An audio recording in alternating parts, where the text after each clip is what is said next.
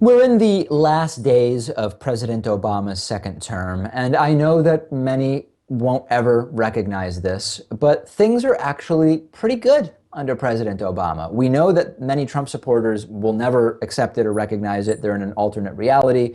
I told you earlier this week about a PPP poll which exposed that 39% of Trump supporters think that the stock market is down under Obama, although it's more than doubled.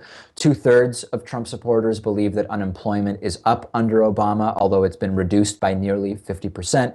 40% of Trump supporters believe that Donald Trump won the popular vote. Another poll says that as high as 52% of Trump supporters believe Trump won the popular vote. He actually lost the popular vote by nearly 3 million votes to Hillary Clinton. 60% of Trump supporters believe that millions of people voted illegally for Hillary Clinton, and nearly three-quarters of Trump supporters believe that George Soros paid people to protest Donald Trump events. That, of course, is a fake news story that has been debunked. But by and large, the recent Gallup poll shows that most Americans realize it's been pretty good under President Obama. President Obama's approval rating, as he is getting ready to leave office, is at 57%. That is 35 percentage points higher than George W. Bush's approval rating was as he was on his way out. This Gallup poll is not an outlier. There's a Rasmussen Reports survey and a Reuters Ipsos survey, which also are very close at 54 and 56% approval to the 57% number touted by Gallup.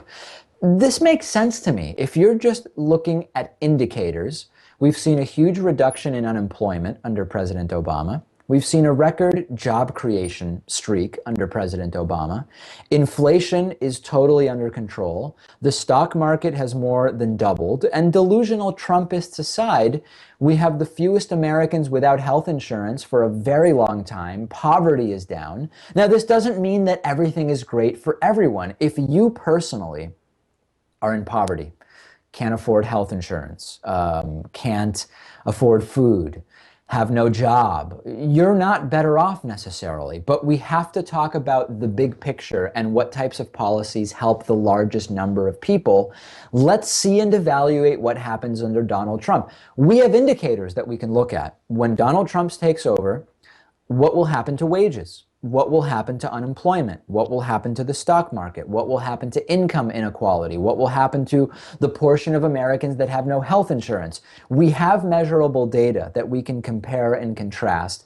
When we compare President Obama to George W. Bush on the numbers, there is no comparison. I mean, we're talking about orders of magnitude better under President Obama than under George W. Bush. It is mathematically undeniable, period. The only way you can come away with a different conclusion is with distraction conspiracy theories, like the so-called labor force conspiracy theory that has been a favorite of Donald Trump, and many of his surrogates and many of the Trumpist supporters have fallen for it as well. And the reason I'm talking about this today is very often we have a transition of power, and all of a sudden we forget to say, hey, let's just look at the indicators. It's very easy to say, I don't like the president, so things are bad, or I like the president and things are good. We have data we can look at. We have lots of data. And I know that the Trumpists, number one, who are committed to Obama having been a disaster, will explain away the data in some way. I know that the Trumpists that are committed to the idea that Trump will make America great again will say that that's what Trump has done once he takes office, regardless of what the numbers are. But as rational thinkers, as individuals who want to be able to say, hey, here's the data, let's not forget as we start to get distance from presidents about what those numbers actually tell us. It's very easy to have a general sense of what happened. Yeah, I remember that there was that recession under Bush, but it's been a while. I don't think things were that bad under Bush. Or, yeah, there was that job creation streak under Obama, but it wasn't a particularly strong economy. Let's keep a close eye on the metrics under Donald Trump as compared to the prior two presidents. And that way we can make a fact-based analysis of how things are going. Is Trump making America great again? Or will Trump be taking America down from what was clearly a very strong 8-year run economically under President Obama?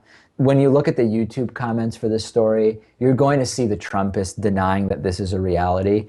It's going to be real tough to deal with them during the Trump administration. They are committed emotionally and psychologically to Trump fixed everything, Obama ruined everything, even if the numbers don't end up showing that. I'm open to seeing Trump continues to reduce unemployment, if consumer confidence increases under Donald Trump, if we start seeing favorable wage data under Donald Trump, I'll be the first to say I don't like the guy because of the things he said and done, but he improved the economy. If that's not what happens, though, I'm going to absolutely be critical of him, and it's going to be a fact-based analysis. Thanks for watching this video. Before you watch the next one, remember, we're raising money to expand the David Pakman Show Big League, as well as expand progressive activism. Go to davidpakman.com/donate. Donations of any size are much appreciated.